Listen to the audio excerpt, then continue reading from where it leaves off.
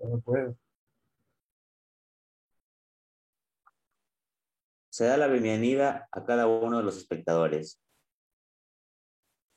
A continuación, quienes conformamos este grupo somos Davis Alexander, David Moreira, mi persona, Génesis Montoya, William Morán y Alex Tix.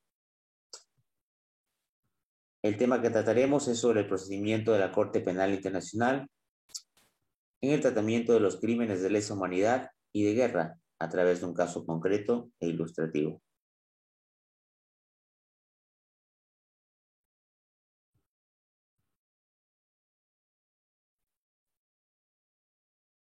A continuación, mi compañera Génesis expondrá los objetivos fundamentales de la Corte Penal Internacional. Como se verá más adelante en el video, el Estatuto de Roma no solo crea la nueva Corte Penal Internacional, sino que además incorpora en su articulado todos los elementos necesarios para que la misma pueda desempeñar sus funciones, tanto en su configuración de organización internacional como en su configuración jurisdiccional. Por consiguiente, presenta todos los elementos necesarios para ser considerada como norma constitucional del nuevo sistema que crea. La Corte Penal Internacional nace con el doble objetivo de poner fin a la impunidad y prevenir la comisión de nuevos crímenes de naturaleza permanente y con un carácter complementario de las jurisdicciones nacionales. Ha supuesto el comienzo de un cambio no exento de grandes desafíos para cumplir con eficacia sus funciones. La importancia de la cooperación en el eficaz funcionamiento de la Corte Penal Internacional se refleja en la conferencia de revisión del estatuto que tuvo lugar en Kampala entre el 31 de mayo y el 11 de junio del 2016 y que finaliza con una declaración importante de los estados, parte que refuerza su compromiso de garantizar su plena cooperación mediante su apoyo político y diplomático, y reconoce la necesidad de contar con una legislación nacional de aplicación para fortalecer la cooperación en la Corte.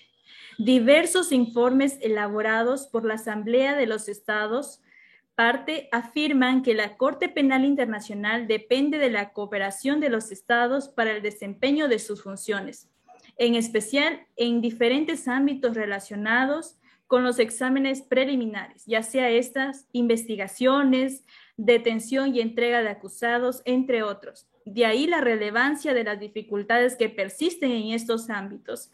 Por estas razones, la importancia de identificar las dificultades que enfrenta la Corte Penal Internacional en materia de cooperación internacional.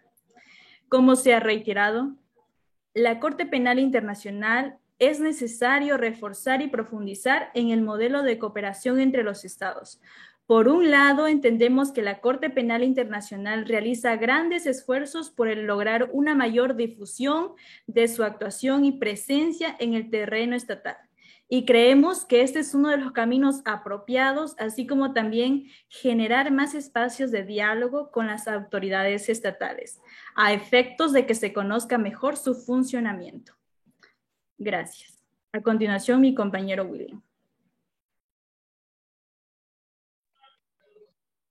Yo les daré a conocer la composición de la Corte Penal Internacional, la misma que se compone por 4 órganos. Aproximadamente son 700 personas de 90 países diferentes que trabajan para la Corte, que cuenta con 6 oficinas en Estados Unidos. El primer órgano se conforma por el presidente, primer vicepresidente y segundo vicepresidente. El primer presidente es el juez Chile Eboy Osuji de Nigeria. Fue elegido presidente el 11 de marzo del 2018. El primer vicepresidente es un jurista de la República de Checa, que fue elegido como juez de la Corte Penal Internacional el 12 de diciembre del 2011 en la segunda boleta electoral. El segundo vicepresidente es el juez Marc Perrin de Francia. Es un juez de la Corte Penal Internacional que se halla desde el 11 de marzo del 2015 hasta la actualidad. Como segundo órgano tenemos las divisiones judiciales, que está conformada por 18 jueces pertinentes. La división de cuestiones preliminares es la encargada de las decisiones relativas a la competencia ante la sala de apelaciones. Por consiguiente, tenemos la división de juicio, que es la que se encarga del conocimiento por separado de lo relativo a la excelencia del hecho y la culpabilidad del imputado, y el relativo a la sanción aplicable. Por último, tenemos la división de apelaciones. Su principal función es manejar los casos de derechos civiles en los tribunales, en cooperación con el abogado general y la Corte Suprema. Como tercer órgano tenemos a la oficina del fiscal, compuesta por el fiscal y el vicefiscal. El fiscal actual es Karim Khan, un abogado británico especializado en el derecho penal y derecho internacional de los derechos humanos. El vicefiscal es perteneciente a Canadá. Su función actualmente es encargar del tercer órgano de la fiscal, James Stewart. El último órgano es la secretaría. Únicamente se encuentra conformada por el secretario Peter Lewis, proveniente de Gran Bretaña. Él se encuentra desde el 11 de diciembre del 2008. A continuación, mi compañero Alex. Gracias. Las funciones de la Corte Penal Internacional. Esta configuración se refleja en las funciones y competencias atribuidas a la Asamblea de Estados por partes. Estas están resumidas de la siguiente forma. Como punto 1, adopción y las decisiones relativas de la composición de la Corte. 2, poder de la supervisión de los funcionamientos administrativos de la Corte. 3, poder de la supervisión a instancia del órgano judicial del incumplimiento por parte de los estados. 4, poder de la creación de los órganos subsidiarios y supervisión de las funciones desarrolladas. 5, aprobación del presupuesto de la Corte. 6, poder central de la decisión en el arreglo de las contraversiones de tipo no jurisdiccional que pueda surgir entre los estados por parte de ocasión de la interpretación y aplicación del estatuto. 7, como punto número último, sería poder de la adopción de las enmiendas al estatuto. A continuación, mi compañero.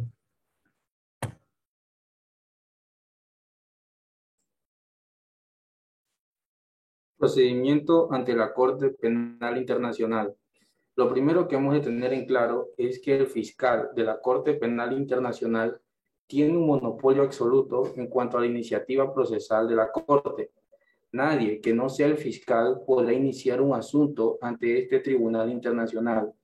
Ahora bien, en el Estatuto de Roma se prevé hasta 3 modos distintos para incitar la iniciativa del fiscal ante la Corte Penal Internacional. Primero, que el Estado parte en el Estatuto de Roma puede remitir al fiscal una situación en la que parezca que se ha cometido uno o varios crímenes internacionales que estén dentro de la competencia de la Corte Penal Internacional. Segundo, el fiscal, actuando de oficio, puede iniciar un examen preliminar de una situación en la que igualmente parezca haberse cometido uno o varios crímenes dentro de la competencia de la Corte Penal Internacional. Un punto muy importante a tener en cuenta aquí es que si bien los particulares o ciudadanos comunes no tienen iniciativa procesal, se puede dirigir con un comunicado escrito a la oficina del fiscal informando de las posibilidades de comisiones de crímenes internacionales. Tercero, el Consejo de Seguridad, actuando con el arreglo a lo dispuesto en el capítulo 7 de la Carta de las Naciones Unidas, remite al fiscal una situación en la que también parezca a la primera vista que se ha cometido alguno en estos crímenes. Un punto a tener en cuenta es que antes de que el fiscal realice su acción procesal ante la Corte Penal Internacional, tiene que cumplir las condiciones previas. Estas condiciones previas varían en función de quién sea el que inicie la acción fiscal. Como primer punto está que si la acción fiscal la lleva a cabo un Estado parte o el fiscal de oficio, únicamente la Corte Penal Internacional ejecutará su competencia en los estados que conformen parte del Estatuto de Roma. Por otro lado, si quien incita la acción fiscal es el Consejo de Seguridad de las Naciones Unidas, La única condición previa que se requiere es que el Consejo de Seguridad haya adoptado una decisión actuando en el ámbito del capítulo 7º de la Carta. En este caso, y solo en este caso, la solicitud del caso de seguridad podrá referirse a cualquier Estado, es decir, también a Estado tercero, por tanto, a Estados que no son parte del Estatuto de Roma. Gracias. A continuación, mi compañero Fabián. Llegamos finalmente al ejemplo de un caso práctico ocurrido en la República Democrática del Congo. Hablaremos de Bosco Ntaganda, un caso bastante interesante debido a que la Corte Penal Internacional dictó una de las sentencias, una de las penas más altas que nunca se habían visto antes, siendo esta de 30 años. Primero que nada, vamos a revisar quién es Bosco Ntaganda. Él es nacido en Ruanda en 1933 y es conocido como Terminator o Guerrero entre sus tropas por su tendencia a liderar en el frente y participar directamente en las operaciones militares. Bosco Ntaganda fue el líder de varios grupos armados rebeldes, acusados de cometer atrocidades en la región de Ituri, desde finales de 1990.